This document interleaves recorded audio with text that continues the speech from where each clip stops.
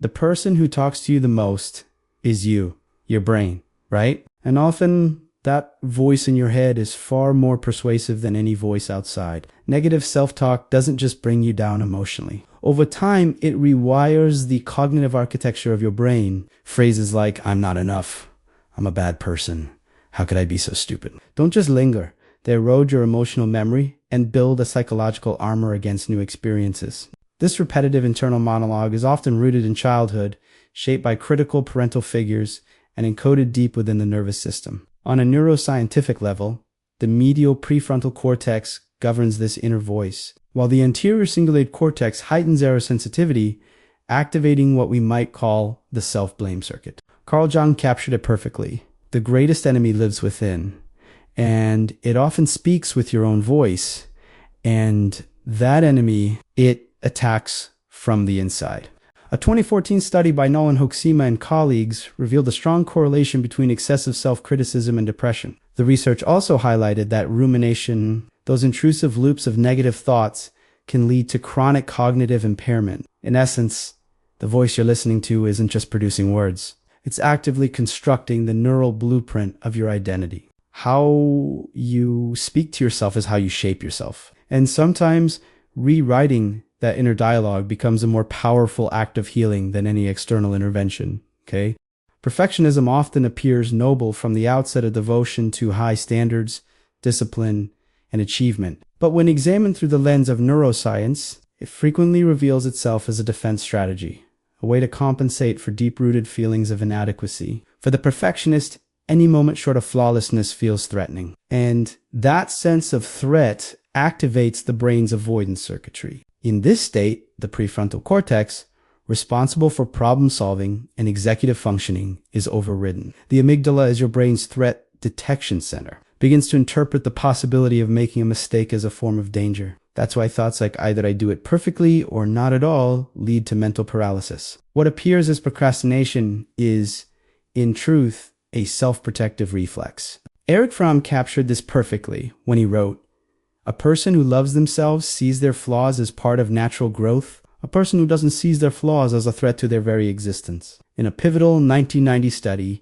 Frost and colleagues found that maladaptive perfectionism is strongly linked to social anxiety, performance-related stress, and generalized anxiety disorders. For these individuals, perfection wasn't a standard. It was a safety mechanism. In truth, the perfectionist is often negotiating with a younger version of themselves, a child who cannot tolerate being seen as insufficient. And healing may begin with just one internal sentence, whispered gently. Being imperfect does not mean you are incomplete. Loneliness is not about sitting alone in a quiet room. It is about waking up with the haunting sense that no one truly sees you. Many people exist visibly in social environments, yet remain invisible within their inner world. At this point, loneliness ceases to be a physical circumstance. It becomes a biological and psychological reality. When you feel lonely, your brain's social bonding circuits, particularly the ventromedial prefrontal cortex and temporoparietal junction, show reduced activity. This neural shift distorts your perception of social interactions, making them feel unsafe or surreal. The experience of being unseen is neurologically coded as a threat. That threat, via the amygdala, triggers elevated cortisol production, placing your body in a persistent state of alert. In a groundbreaking 2010 study, Hockley and Cacioppo demonstrated that the experience of loneliness is not only psychological, it has clear physiological effects, including suppression of immune function. The emotional ache of isolation becomes a systemic biological burden. Carl Jung put it this way: loneliness does not come from having no people around you, but from being unable to communicate the things that seem important to you. In other words, loneliness is not always a lack of people. It is often a lack of meaning. When your thoughts, emotions, and intuitions feel unheard by the world around you, your body responds by withdrawing, okay? Your mind begins to shut down and your spirit retreats. The feeling of isolation is the neural shadow of a life lived as if you don't exist. And maybe the first step toward healing is allowing yourself to believe that you are worthy of being seen. When someone asks you for something and you can't say no, it's not just politeness. Don't forget to subscribe. It's your nervous system interpreting the possibility of rejection as a threat. The act of people-pleasing isn't simply a behavioral choice. It is a biologically wired response rooted in the fear of losing social bonds. When the prefrontal cortex and ventral striatum become hyper-responsive to cues of social approval, your own needs quietly move to the background. A comprehensive 2019 meta-analysis revealed a strong correlation between people-pleasing tendencies and low self-esteem, heightened anxiety, and chronic depressive symptoms. Neurologically, this pattern is tied to increased sensitivity in the brain's social reward system, making individuals more dependent on external validation for a sense of worth. Erich Fromm described this with poetic clarity. To live by pleasing others is the most polite form of betraying yourself, and that betrayal is a quiet one. You tear yourself apart to avoid offending someone. You say yes while silently screaming no, and later, when you're alone with your reflection, you no longer recognize the eyes staring back at you. As human beings, we are hardwired for connection. But when the drive for belonging morphs into the sacrifice of authenticity, you begin to erase your identity in the name of someone else's acceptance. Over time, this becomes a fog that obscures who you truly are. So the question becomes, how much are you willing to endure in order to be loved? And the answer lies closely aligned with how deeply and honestly you love yourself. When someone tells you you did a great job, and your first instinct is to downplay it, saying, "Oh, it wasn't that much," or "I just got lucky," that isn't humility. It's something deeper. It's your brain interpreting praise as a threat. Because if you've been holding on to a negative internal narrative about yourself for years, a compliment begins to disrupt your sense of reality. Praise becomes a spotlight aimed directly into the dark corners of your inner world. And when you squint at that light, it's not the brightness that bothers you, it's the shadow it exposes inside you. Carl Jung captured this internal conflict when he said, "Until you love yourself, the love coming from others will feel like an attack." Love becomes uncomfortable, almost painful, when it finds no resonance inside. It's like hearing a beautiful phrase in a language you don't understand. You may recognize it as something positive, but it doesn't translate. It doesn't land, okay? In a 2021 study, researchers found that individuals with low self-esteem had significant difficulty processing and internalizing praise. Neurologically, their brains registered praise as a threat, evidenced by elevated cortisol levels in social situations involving positive feedback. So when someone says they love you and you don't feel peace but discomfort, it's often because their words collide with the internal story you've been telling yourself for years. I'm not lovable. I'm not enough. That praise begins to feel like an ill-fitting costume. Too tight, too loose, not made for you. And what do you do with a costume that doesn't fit? You either return it or you make fun of it. At the core of this reaction lies a difficult question. If someone loves me, there must be something wrong with them. And that moment of dissonance reveals something crucial. It's not that you're unworthy of love. It's that the old narrative of unworthiness is no longer convincing, no longer sustainable, no longer true, right? If you keep putting something off, was it really because you didn't have the time? Or were you deep down waiting so that if you failed, you'd already have your excuse? This is where self-handicapping comes in. It's not a conscious sabotage.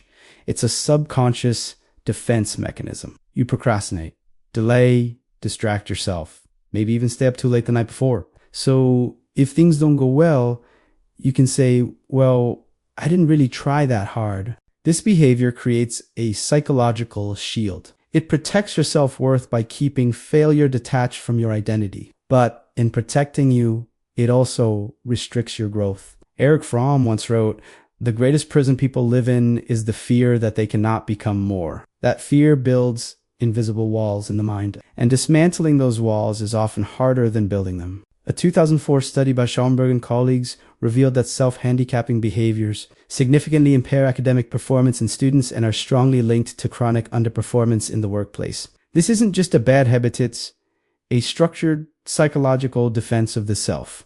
But over time, it makes you doubt your potential. Your true ability remains untested because you never allowed yourself to fully try. And the brain begins to adapt. It rewires itself to give up before the effort even begins. From a neuroscience perspective, procrastination is closely linked to dysfunction in the prefrontal cortex, the brain's executive control center, responsible for planning, decision-making, and motivation. Procrastination activates the brain's short-term reward system, making temporary comfort feel more appealing than future success. Each time you say, "I'll do it tomorrow," your brain learns to value immediate relief over long-term goals. The longer you wait, the more abstract and distant those goals become until they don't feel real at all. And the result? You feel inadequate. But here's the irony. It's not because you're incapable. It's because you never gave yourself a fair chance. From the outside, you might appear wildly successful. Maybe you have a brilliant career, sharp intellect, or compelling confidence. But what is that success sometimes covering up? Maybe it's what you felt as a child. Maybe it's the deep-rooted sense of inadequacy that's been gnawing at you for years. This is where overcompensation steps in. It's a defense mechanism that turns inner wounds fear of failure, fear of not being enough, fear of not being loved into a kind of psychological armor. You overwork. You crave attention in every room. You can't tolerate failure because in your mind, lacking these things doesn't just feel uncomfortable, it feels dangerous. You're not just chasing success, you're chasing an "I'm proud of you" never heard as a child. But in chasing it now, you may be drifting away from your authentic self. Carl Jung captured this brilliantly when he said, "He who fears his own shadow will burn in someone else's sun." In other words, outward success can sometimes be a mask for inner darkness. Achievement isn't always a sign of greatness. It can be a shield. Don't forget to subscribe. A 2009 study by Jordan Spencer and Zana found that individuals with low self-esteem tend to glorify their successes in exaggerated ways and show a resistance to admitting mistakes. Rather than acknowledging their vulnerability, they present masks of perfection or absolute certainty. This pattern, often fueled by narcissistic defense strategies, may provide short-term relief but eventually leads to loneliness, relational difficulties, and a chronic sense of emptiness. From a neuroscience perspective, overcompensating behaviors are associated with hyperactivation of the brain's reward system, particularly the ventral striatum. At the same time, areas related to self-awareness, like the anterior insula, show reduced activity, which means the person never truly feels satisfied because what they're feeding isn't ambition. It's emotional hunger. And that hunger isn't for praise or applause. It's for something quieter and deeper. To be seen, to be accepted, to be enough, not through the eyes of others, but in the sound of your own voice saying, you don't have to earn worth. You already are. Okay? One morning, you wake up and see a friend's success on social media. Your eyes drift. Your throat tightens slightly. You turn inward and a quiet question surfaces. Why am I not them? When this emotion becomes chronic, it turns into a slow psychological erosion. Constantly comparing yourself to others is a sign that you no longer measure your self-worth through internal reference points, but through external reflections. Your sense of adequacy now hinges on what someone else wears, the promotion they get, the marriage they celebrate, even the breakfast they post. You've abandoned your own story. You become a background character in someone else's film. Eric Fromm once said, "A person who loves themselves sees another's strength not as a threat, but as inspiration." If you love yourself, someone else's light doesn't cast a shadow, it illuminates your path. But if you don't, that same light blinds you.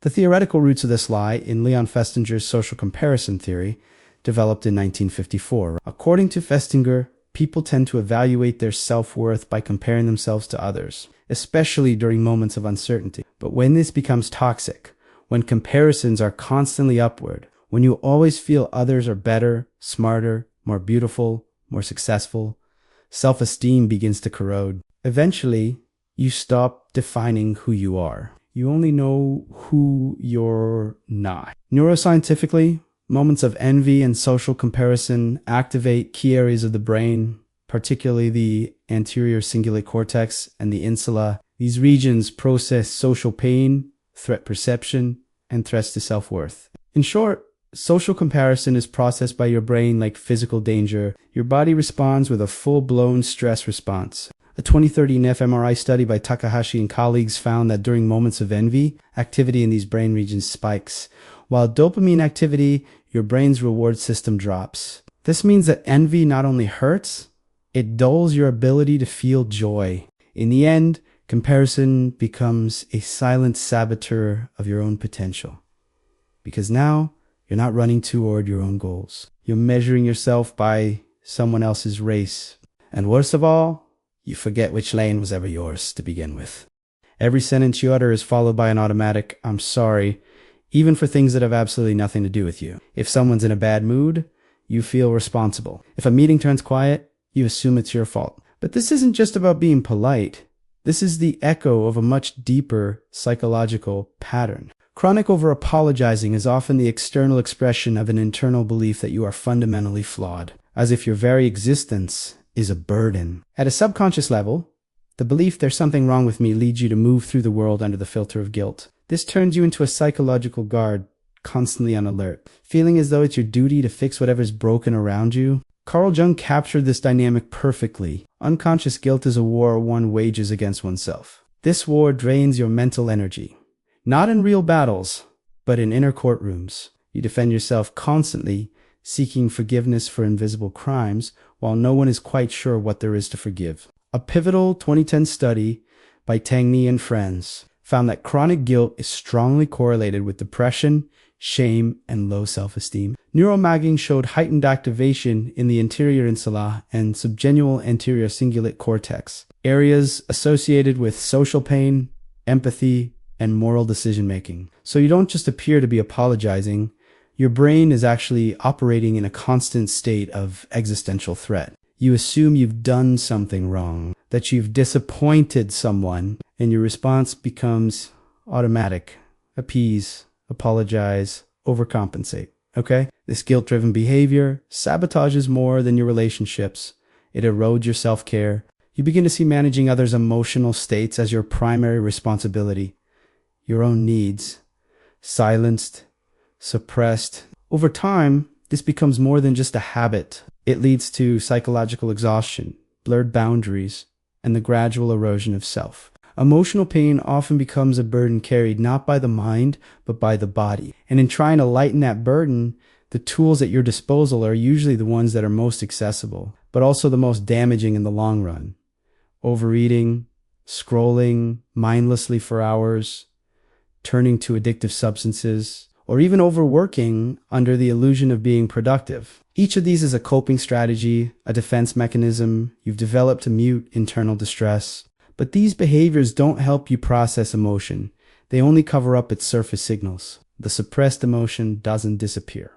It relocates. It begins to speak through your body in other ways. Headaches, digestive issues, insomnia, or a lingering sense of unease. In psychological literature, these are known as maladaptive coping strategies, responses that soothe short-term discomfort but sabotage long-term well-being. A comprehensive 2012 meta-analysis showed that such strategies significantly intensify symptoms of anxiety and depression, while weakening self-regulation, your ability to maintain emotional equilibrium. Erich Fromm explains this dynamic with a powerful line. It is not pain itself that we fear, but the silence it leaves behind, because in that silence lies your true feeling. And when you haven't learned how to sit with your emotions, silence feels threatening. So instead of processing it, you cover it up with distraction, consumption, or compulsive action. But avoidance doesn't resolve pain, it merely casts it into shadow, and every emotion left in the dark turns into a disoriented energy, wandering inside you, draining your strength. From a neuroscience perspective, these behaviors temporarily activate the brain's reward system, specifically the nucleus accumbens and ventral tegmental area, both tied to dopamine, okay? That's why they feel relieving in the moment. But when this reward cycle becomes chronic, it suppresses the function of the prefrontal cortex and anterior insula, the regions responsible for emotional regulation and self-awareness. The result? Less clarity, more escape, deeper fatigue. A person who doesn't love themselves doesn't usually learn how to bear pain. They learn how to cover it. And the thicker that cover becomes, the more the core emotion is buried, until eventually it finds a way to break through. When you silence your inner voice, what remains is a version of you molded entirely by the expectations of the outside world. This false self might seem like a protective shield, but over time it becomes the very threat that steals you from yourself. The belief that I'll become whoever I need to be to gain approval distances you from your own identity. And the further you drift, the more invisible your authentic self becomes, hidden beneath every role you play to be accepted. Carl Jung captured this struggle in one powerful sentence. Wearing a mask not only deceives others, it eventually deceives yourself. These masks allow you to play the part society wants to see, but they leave you unable to recognize the person behind the performance. Donald Winnicott's theory of the false self explains this phenomenon as a defense formed early in life, often in response to conditional love from caregivers. If expressing your real emotions or needs led to rejection, you learned to suppress them and instead adopt behaviors that guaranteed approval. This adaptation creates distance from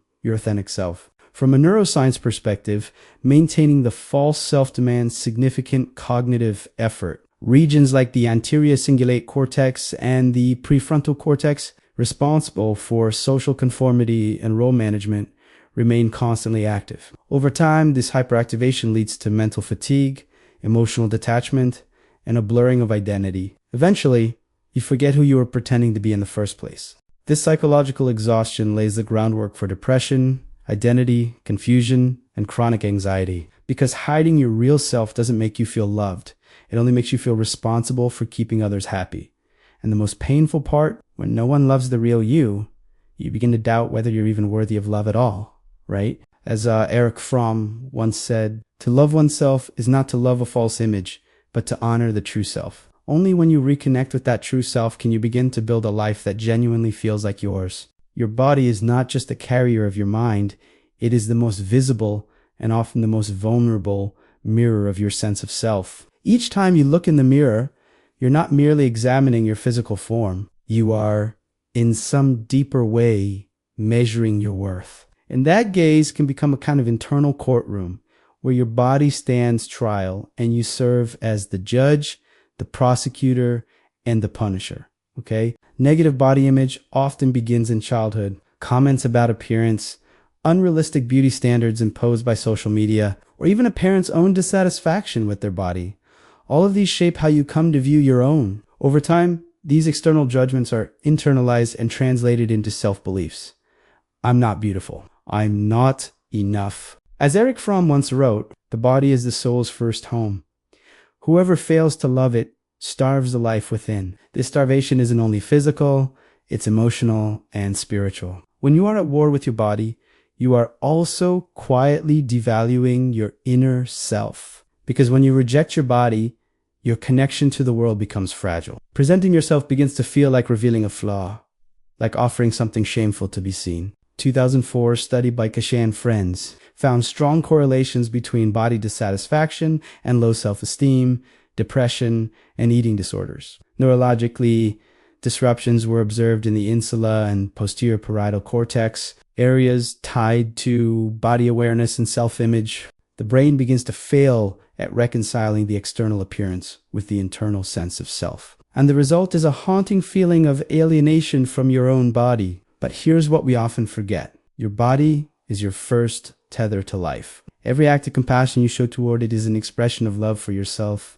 When you begin to treat your body not as an adversary, but as an ally piece becomes possible, not just with the mirror, but with the world around you. Thank you for listening, beautiful soul. The comment section is your space. Sometimes a single sentence can change someone's entire day, whether it's your silence, your insight, or simply a quiet, I'm here, let it be heard below. And if you enjoyed this conversation, don't forget to like the video and subscribe so we can meet again in the next one.